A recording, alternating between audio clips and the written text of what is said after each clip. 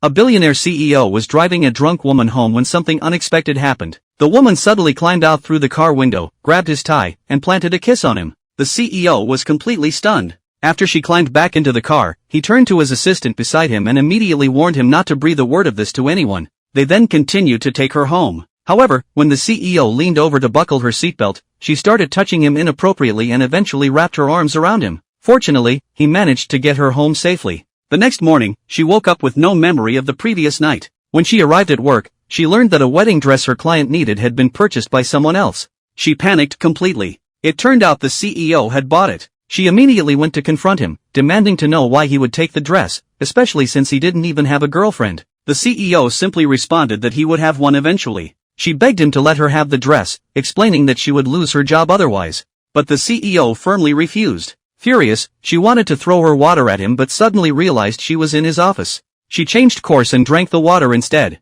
The CEO looked at her in shock and informed her that was his cup. Embarrassed and angry, she tried to leave immediately. However, she stumbled as she walked away. Seeing her about to fall, the CEO reached out to catch her. They ended up spinning around together before he pinned her down on the couch. She angrily confronted him, but he asked whether she had forgotten about the previous night. Those words triggered her memory, and everything came flooding back. Mortified, she fled immediately. From that day on, she avoided the CEO. But one day, he tracked her down and domineeringly demanded that she marry him. She was completely stunned, especially since he had previously said she could never become his bride. Before she could refuse, he explained they would only be married for 3 months before divorcing, but the condition was that they had to actually register the marriage legally. She finally understood this was a fake marriage arrangement. She didn't understand why he chose her specifically. The CEO explained that his uncle had recently announced at a mall press conference that she was his fiancée, so he had no choice but to ask for her cooperation. After hearing this, she refused. But the CEO gave her time to think it over.